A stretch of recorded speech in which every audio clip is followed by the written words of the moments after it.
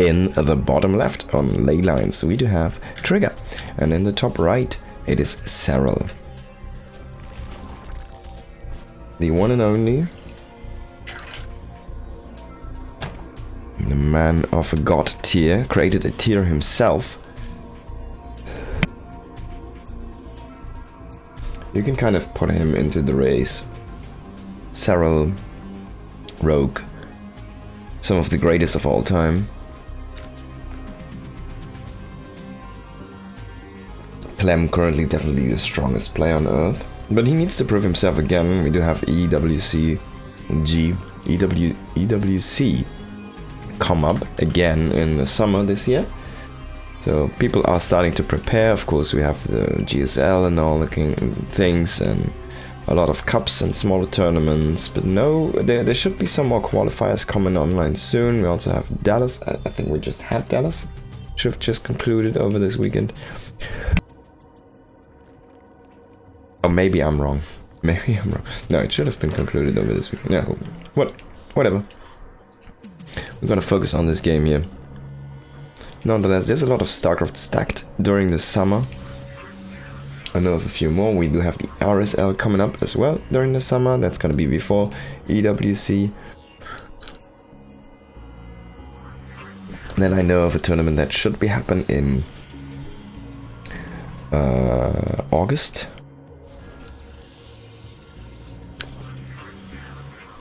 After EWC, so there you go. There's a lot of StarCraft this year. It's just like all stacked together in the summer, kind of. No, or maybe I can't do much casting. I'm talking too much. My throat is actually going ham right now.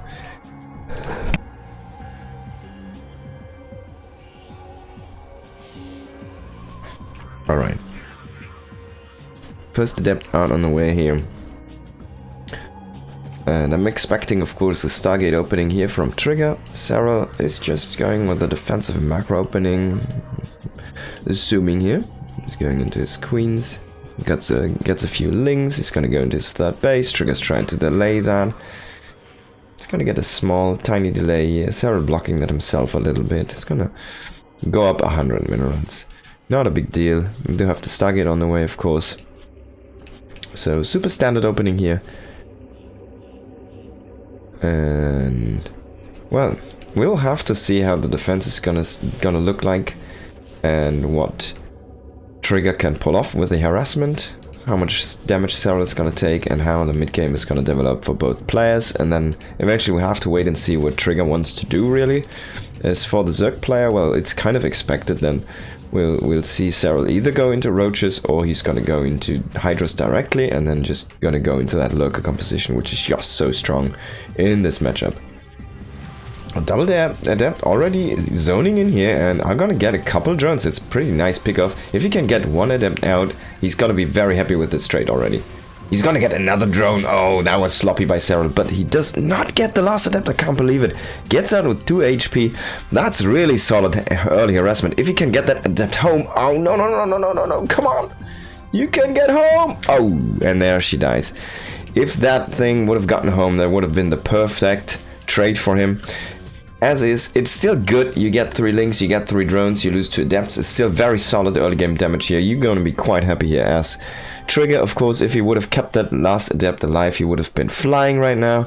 But this is already still quite nice in the opening here. We can already see the Protoss is still even here with the Zerg. Finally catching up here, Serral. And he got one more drone behind us here. We didn't miss this, but the Oracle shot down one more extra drone. Third base is on the way. See, this is where we wanted that adept to be here around again and maybe hold the line for a little bit. But double Oracle is coming in now. And yeah, it's gonna try to work on this economy line, but Serral already pulling the drones in anticipation here. Now, he's gonna try to go for a queen. I don't think that's gonna happen. Serral should be... He's too much on top of this. He's not gonna lose a queen to something like this. You know, double gateway wall here with that adept. He could snag a probe that's gonna transfer here. Serral will see this. He will not go for the probe, which is interesting. He's just gonna go for the scouting intel here. Gonna lose a couple of links to these stalkers, unfortunately. Overlord sees the follow-up.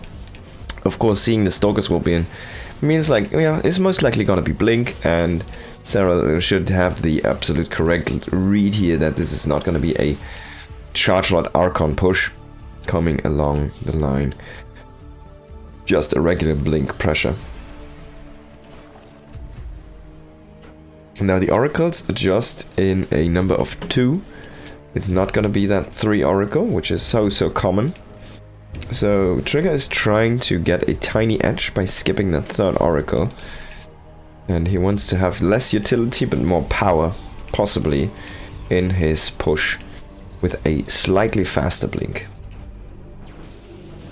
A little bit more of a sharp timing. If I would identify Trigger as a, like what he would be of a kind of a player, he definitely has those super sharp timings sometimes. And he really is extremely clean in his build execution. While he has very solid harassment, pretty good micro. He's a really good player at this point, I want to say. One of my favorites, definitely, who has been kind of growing throughout the past couple of years, really into a very complete player. Now, push is gonna start. I want to see if it's stasis traps. We see already the first going down here behind the stalker mass. It's not that many stalkers, but it's relatively low commitment since he has those stasis traps, but already Serral triggering those with with a couple links there. So we need to see a couple more stasis traps, and he needs to be careful. He cannot set them up inside these links. And yeah, if he's not careful, I mean, Serral could surround his army. He could just crush the army. He was trying to go for a counterattack, trying to go for a surround, but those links were tagged, so Trigger just saw that. He's going to utilize that Blink. We do see already the first few Hydralisks. He's trying to snipe those Hydras. I really like the idea. And now he has a wall of links that are frozen here. So this position is impeccable at this point. There's like tiny gaps here that units can move through. As you can see, the Stalkers are just going to Congo line through those tiny gaps here. But this is a perfect position here for Trigger to try and fight. He still has the high ground vision provided from the Oracles, but now the links do unfreeze. He needs to be careful that Serral does not jump on him. He has a bunch of links. He's gonna come in with a jump, but in the end he's gonna pull back here. He's gonna stay on the high ground. Serral does not have a +1 upgrade yet. Trigger already is working with this +1. So, and he's focus firing quite nicely on those Hydras. He's really identifying what is hurting. And if we take a look at the Hydra's loss, I bet you it's around 5 to 10. It's only at 3, but he has been focus firing quite a lot here. Maybe I was overestimating the focus fire power here. But behind this, I mean, Trigger's not sleeping. He's making a 4th base. This is already up and running. He's trying to mine out this small mineral field so he can get up the fast gas or the intense gas. He's going into Templar Archives, double upgrades, charge almost finished up here. And we do see a bunch of extra gates coming on with a Robo as well to create a Warp Prism and potentially go into a little bit more of a diverse AoE tuck here as well. He even has still these Oracles around. He still has some stasis traps behind. He's already warping a few Zealots. Charge is about to finish up here. So if Serral is going to try to pounce on this army, it's going to be the perfect time here already for Trigger, really. Trying to go into excuse me, into a 5th base though. So this is going to be cancel most likely if Serral decides to go for this one. He does not have any upgrades on those links, but they are just high enough in number. And it's gonna be a kill. Trigger a little bit overzealous there, trying to keep that alive. He had the army, but it was not in place. He has already a really good army here. And I feel like the timing is correct here for Trigger. He's about to hit his 2-1. And he's gonna Chrono Boost that +2, and that's gonna be his timing to go. I mean, he's already proceeding across the map. He should have the Warp Prism already out. Oh, actually, he did forgot to create the Warp Prism. That's a big issue. He does have the Robo for quite a while now, but he didn't make that Warp Prism. And now this is probably his moment where he's like, wait, where's the Prism? I really wanted to warp in some units at the front line with this push, but in the end, he has to hold the push. He's gonna try to double attack on both sides here. Maybe he can get 1 base, but this is going to expose his army as well. The Archons on the right side here are going to be quite expensive to lose if he loses those. And on the other side as well, he's trying to fight off Hydra Roach at this point. But he does have a bunch of extra zealots coming in. Maybe the army on the left is going to win here, but Serral is going to seesaw back into this direction. He defended on the bottom. Only a few amount of units do remain there for Trigger. And in the end, no achievement was done here. Trigger does not achieve a base kill. He killed 11 drones, which is kind of nice, but it's not that big of a deal at this stage of the game. We do have lurkers on the way. But Trigger, I mean, he's not giving up on this. He's making some immortals to counteract these lurkers, to get a little bit more of a strong composition against that. He's going into his +3, +2 armor. And he already has the fleet beacon. He's still trying to get some damage done here with this 2-pronged attack, but it's quite a little bit weaker since he did not have extra Archons here. No tier 3 units anymore with these gateway forces. So what we need to see here now is Storm. He's warping in a High Templar. There's only a single High Templar. Alright, he's gonna create an Archon. But we need to see some AoE. We need to see most likely Storm. He's going into Tempest now, which I don't hate. But if you go into Tempest, honestly, you need that Storm. You need something to counteract a bunch of air units.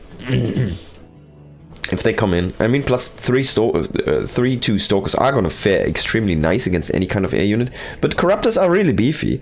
And if they come in and just snipe everything that's important in the air here for Trigger, this is good, by the way, quite nice here, then this could be an issue. And he's not really going into heavy attack units, he's just keeping on working with these gateway armies for now. He has no supply room. He needs to trade out some of his army. He has a lot of zealots. I think we're looking at 25 zealots here. There we go. 20 of some zealots. He's starting to lose some stalkers here to these lurkers. Of course, you want to trade them out. You just don't just want to lose them. There's going to be a recall. I wonder what he's recalling. The zealots from the bottom right. But they might not be enough here. There's a bunch of lurkers with this. And he's going to rotate the army from the top. Finally, we do see Storm on the way here. Oracles need to stay alive. You kind of want to have them in the composition so you can attack those lurkers. And he will overwhelm this army. But the base is going to fall. Serral is using this as an opening to try and do a double punch here. He's going to try and come in for the next base. And Oracle, I think both Oracles did die at this stage of the game. And just lost another one flying into these Hydralisks. That F2 really hurt him here. And the Zealots are just walking in, not really finding what they're looking for. We do have a counter-attack here into the north, but there's already defenses in place. It might not be a cleanup, but it's definitely going to buy enough time here for Serral to get more reinforcements into place. And yeah, they're even going to clean this house. So no problem here. Now Trigger needs to move this a little bit, so he can cloak the Nexus.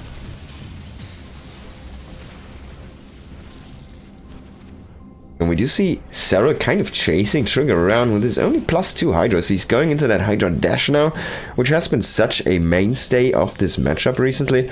And having these bases under so much control, that was a lot of money that went down the drain here for Trigger. A lot of lost mining time. If we take a look at the income graph, we see a bunch of, like, he was outmining Serral vastly, and then he, like, it completely pulled over into the other direction there. Now he did see this with the Zealot, so he's gonna move some units into position, I hope. Oh, he might have forgotten because there was a recover from Ripper, but he does have units moving into this position.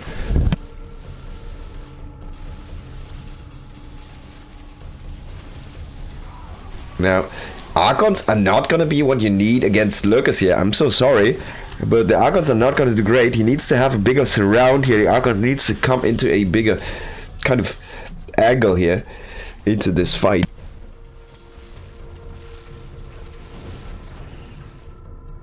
A Lurker siege from the low ground, and all that map control that Trigger asserted in the early and mid game for himself, that allowed him to take these spaces so freely, that now goes to Serral.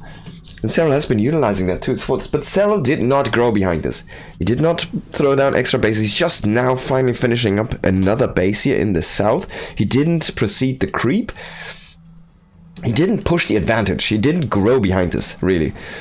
He was trying to basically put the nail in the coffin, but it wasn't enough. Trigger held, and he held with flying colors.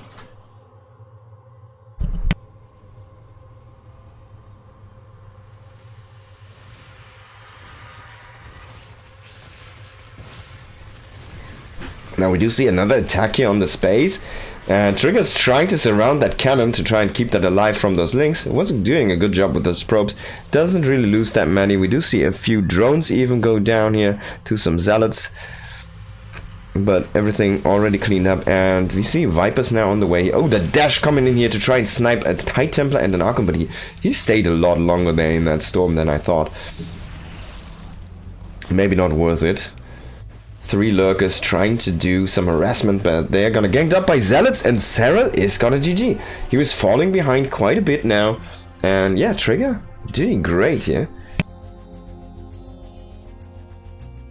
So in the end, Serral kind of fell behind too much. He didn't get up his extra bases he needed, and Trigger was able to pull the win from that one, because Trigger's army didn't really shrink. He didn't lose that many army units from the valuable ones. And Serral just was working with low-tech lurkers and what are they called? Hydras, basically, right? So that's not enough.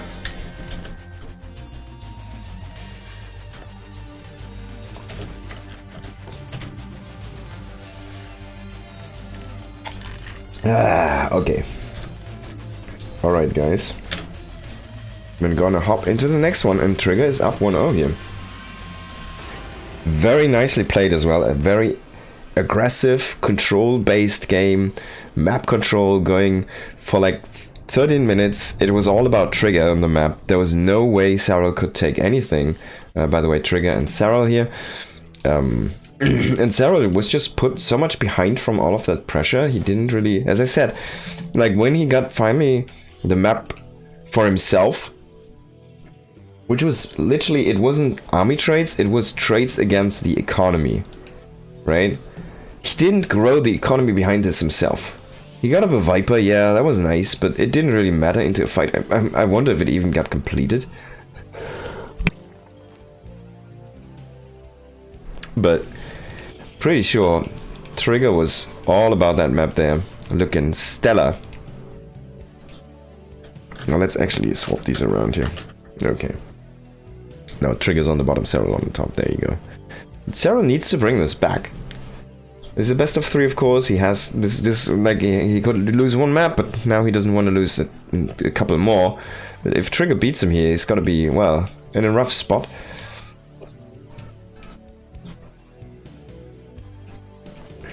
And I feel like this map, El Dorado, it's not that bad for Protoss, but on the other hand, Protoss players are having a rough timing. Like, in the early and mid game, this is very strong, but the later the game goes, it feels like if the Zerg grows into the north side of the map, and the Protoss has to kind of do the same, it's just so good for the Zerg player. This is so far apart, the Protoss is having a rough time rotating his army to defend even, and the more creep is out on the map, it's gonna be so easy for the Zerg to just double punch, triple punch a lot of the bases. So yeah, this map, it feels like, you know, the longer it goes, the better it becomes for Zerg players.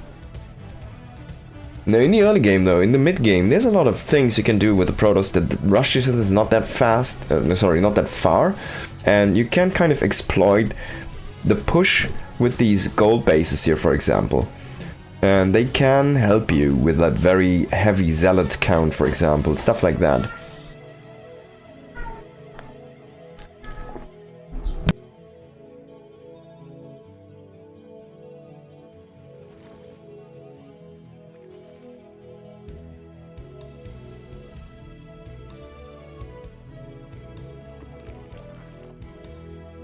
Now Serral is gonna grow into the bottom himself. This means this is gonna be a little bit weaker to the oracles because they're gonna be way faster, but it should keep the main alive a little bit better, and this rotation for the oracles is gonna be a little bit rougher.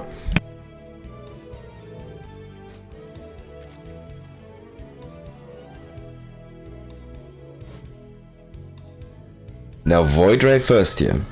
We've seen this a lot of times. Protoss players like to do this these days. Get that Void Ray, grab, like, put lights out for the Zerg. You make the Zerg to commit into a fast Overseer or Overlord speed with an Overseer even, to get that follow-up scouting intel, and he's going immediately into a Twilight Council with this. So he's gonna clear the Overlord, he's gonna get that Twilight Council, and then we're gonna see an Adept all in. But this feels like a little bit too formulaic, in my opinion. It's like a very common move. You see that Void Ray, and if you don't see an Oracle, you kind of have to assume this is gonna be Glaives. Now, he could take a base. He's gonna fake this for now with this probe. He's gonna make a pylon down here, but actually these adepts, he didn't want to lose them, so every adept already falling is going to be quite nice for Serral, because I mean this is an adept all-in. As you can see, there's 3 gates on the way, there's no nexus on the way. He's gonna bring the Oracle, like, there you go.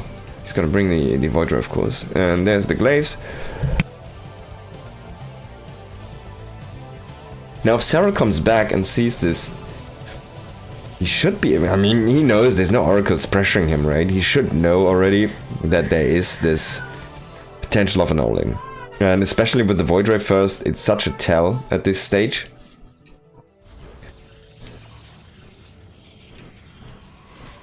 But he's already gonna be doing very great here.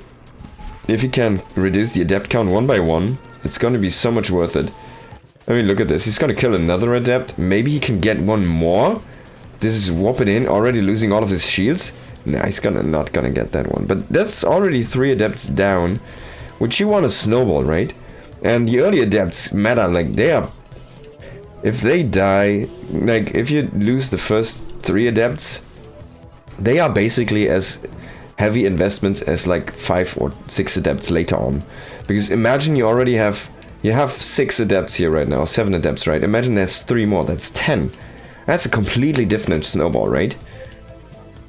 He's gonna bring a couple more here, and he's gonna go into a forge. I'm not sure about this, so maybe Trigger says, alright, this adept timing is already flawed from the start, so we don't really want to invest too much into this. We need to follow this up somehow, because this is not gonna do the trick. He's gonna try to kill a gas with a Void Ray, just harass what he can. He's gonna shoot the base with the adepts, but as you can see, like this snowball it's not happening.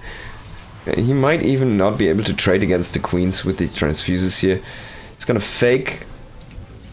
The Void Ray already doing a little bit of damage here. Killing that gas is quite nice, but I mean 4 more adepts did reinforce his army, but there's already roaches, links, queens, everything in position, and Trigger's gonna let this fall back for now.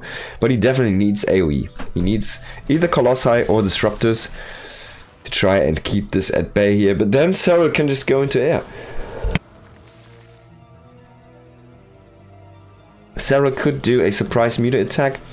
You have like a lot of options as a Zerg player. You can go into like 5 to 7 meters, just go into harassment. You can go into full meter, like 20, and go overwhelm.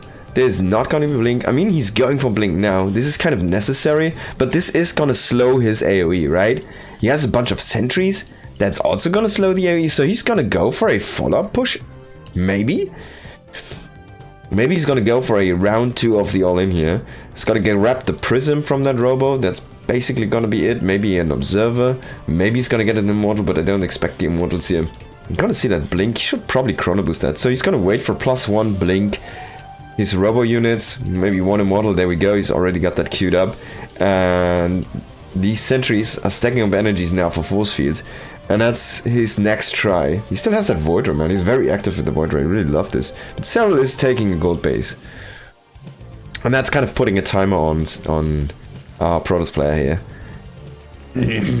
Serral also has a bunch of links here, chilling out with this frog dude in the north. Now Trigger is trying to assert another base himself. He kind of needs to keep on expanding. But this is the timing for his push. He didn't chrono boost the immortal, so the immortal is late. And he's exposing himself. He's trying to go aggression, but he does not have the map. Serral is too active on the map right now. And as we can see already, again, losing extra adepts here. They have glaives, you can't just lose them. You need them in your army. You don't have charge, right? So you're gonna need to warp in adepts with this push if you want to have fodder for your army. And they're not bad, honestly.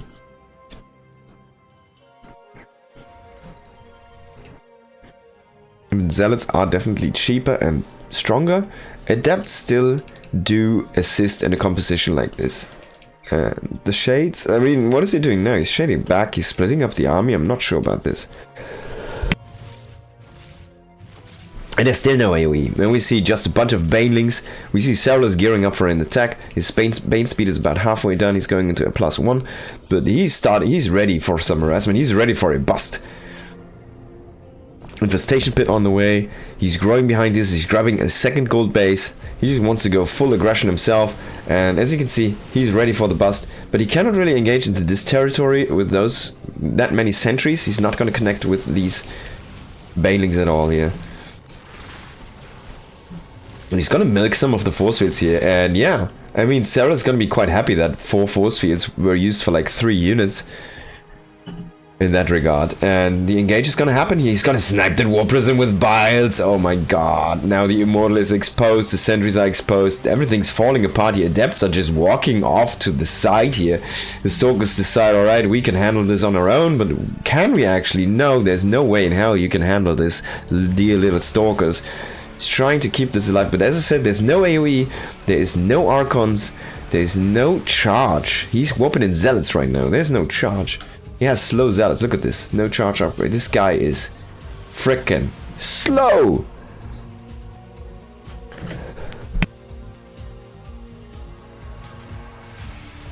And the Adepts, I mean, they didn't really do anything.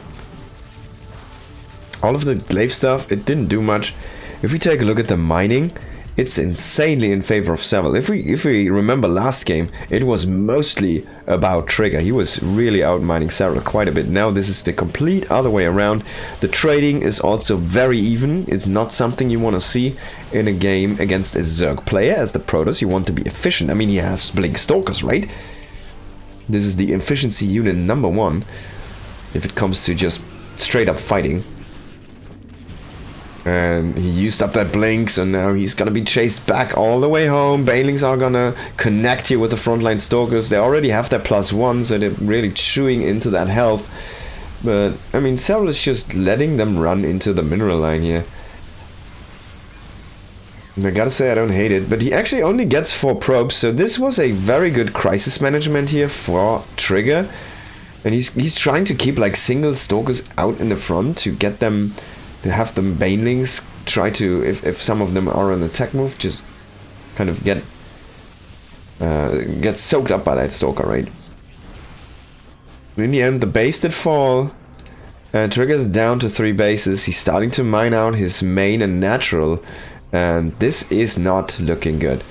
He's fighting out on the map again. He's losing so many stalkers. We're already looking at 33 dead stalkers here. And Serral is gonna take the game. GG is gonna be called. Hello, Mr. Gling. Good to see you. I'm gonna do some casting tonight, but probably not the whole night because I'm still have my cold here. Still gonna get that fixed. I want to do some games though.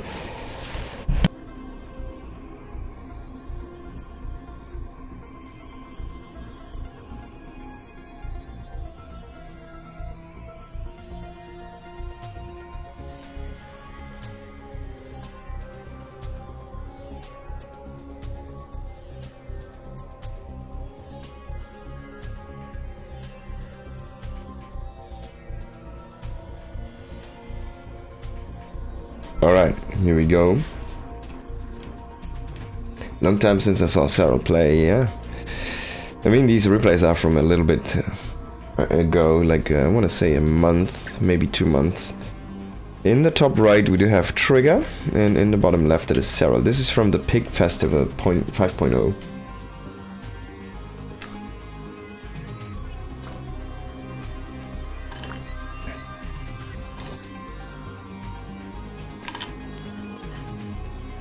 Head tray on the way here, of course. Alright, so we've seen both times the Stargate opening, but first it was 2 oracles, second it was only 1 void ray, and then that glaive all in, which well, horribly failed, was abandoned midway, and it kind of put Trigger so far behind that he didn't manage to come back from that deficit. No, Serral just kept on exploiting that and pushing the lead. In the first game, Serral was really outplayed in that early mid-game into the later mid-game. And finally he got out of on the map. He was already really far behind and then just couldn't manage the deficit himself. Now, can Trigger do the same again? Can he just control the map? It feels like this map is not as good for that as ley lines, because ley lines really... It has just this map, the one base kind of close to that center with the rich Vespine geyser, which you can really defend off of pressure. And it's a reinforcement point as well, especially for Protoss, right? With that quick warp-in basically you gain from that position. It's a strong pushing point, and it does provide a high ground. You can throw down shield batteries on that high ground. You can kind of fall back to that low ground, just hugging that base. So there's a lot of utility to that, and kind of a big edge you gain from just being out on the map on ley lines, right? Now, Frostline is working quite differently. We do see the maps spread out very much around the edge of the map. There's nothing really to be gained from being in the center. So you kind of cannot play this like ley lines. If you control the center, you're not going to get another base, right, in this map. So that's not going to be an option here for for Trigger, and he needs to kind of play this a little bit differently. He needs to basically try to do a lot of counterattacks and be able to defend. I want to see a lot of AoE commitment, just try to best Serral in the late game, or just go for another all-in. But this time, make it more sharp, don't lose your early adepts. You know, just be more careful about this. I wouldn't mind like a charge on Archon all-in on this map, to be honest. I feel like there's a lot of potential for a push like that, because the base is also spread out. This is also going to go for the Zerg player, right? If he wants to defend, he's going to be spread quite thin on 4 bases. And if you come in with just a couple charge slots in the bottom and have a very hefty attack at the front at the same time, well, you can kill a drone line in like nothing. So I wouldn't hate something like that, but we'll have to see how he wants to play this.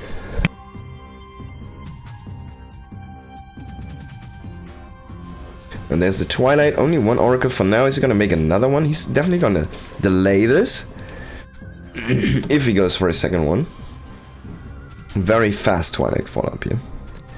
He did overcharge the Oracle, so he's gonna utilize some, well, aggression here, we hope. Only attack for now. Unfortunately, it does miss that active creep tumor there. And those 3 adepts, they're just being safeguarded now by this Oracle. He's again, it looks like this is gonna be another strong attack here. As I say though, I want to see a a Templar Archives follow-up. I want to see charge. He's gotta go for another adept all-in. Now he needs to keep these adepts alive. Those need to be back at home. They need to be defended by the Oracle. He cannot let them get caught again. He did lose 3 adepts last time in the early game, and those adepts are so painful to lose. He's gonna lose another adept here. Single-filed adept is gonna get broken. Oh my god, the Oracle though. No, the adept will stay alive. The Oracle comes back to save, and a quick warp in here. But this is already a very good scout. He sees that chrono boost on that Twilight Council, and well, that's kind of all you want to know. He sees just adepts being made, so he knows it's adept all in. He's gonna throw down a Baning Nest. It's a perfect counter. Now, next thing you do is you're gonna get a burrow, and you burrow just like 3 Banes in your mineral lines everywhere. And once the adepts walk there, you just kind of pull them there with the drones, with the drone drill in the correct direction, and then you just invisibly kill them all. Now, this is a good stasis trap. 3 drones are gonna be caught here. That could be a massive one, only catching 2 more drones though, 3 more drones. So it's in the end 6 in total.